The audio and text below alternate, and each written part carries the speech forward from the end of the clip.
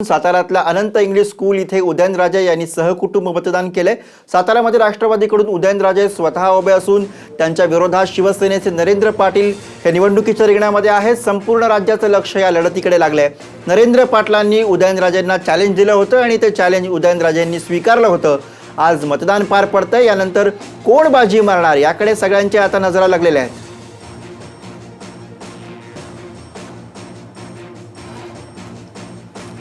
लोकसभा मतदारसंघातील खासदार उदयनराजे भोसले यांनी आता कुटुंबियांसमवेत मतदानाचा अधिकार बजावला आहे। या मतदारसंघामध्ये सर्व महाराष्ट्राचं लक्ष लागून राहिलं। आपण थेट त्यांच्याशीच बोलूयात। महाराज, आज मतदानाचा अधिकार तुम्ही कुटुंबियांसमवेत बजावला, परंतु आता लोकांच्या आत्ता जे दिसते ते मताची टक्केवारी कमी असं दिसते, काय वाटतं तुम्हाला? आता लोक आता तयार होतात, येतील करते, त्यांना तेवढं त्यांना जाणीव आहे ना।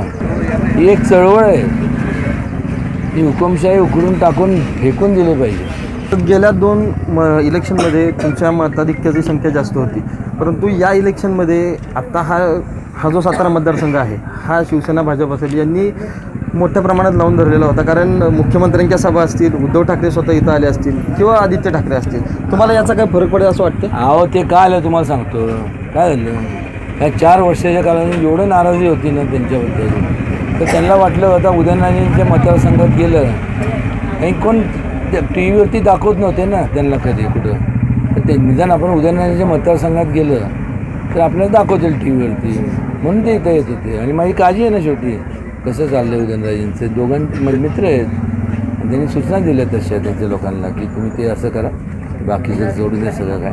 आणि त्यांची पण शेवटी त्यांची पण म्हणजे तुम्ही असं नका म्हणू, ही हुकुमशाहीला काय ही लोक त्याला म्हणजे फॉर नाही आहेत।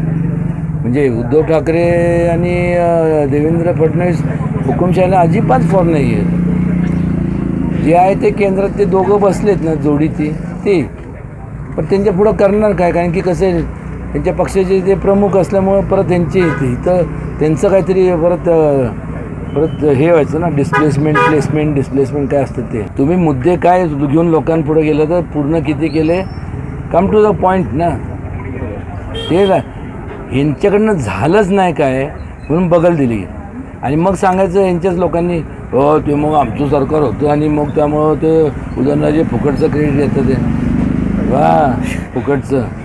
महाराष्ट्र थांब एक मिनिट, मी काय फुकटे वाटलं आहे त्यांच्यासारखं काम करतो त्यांच्यासारखं, मी लोकप्रतिनिधी आहे आणि त्यांच्यापेक्षा जास्त मताधिक्याने लोक निवडून आलेले आहे, अधिकार मला जास्त आहे।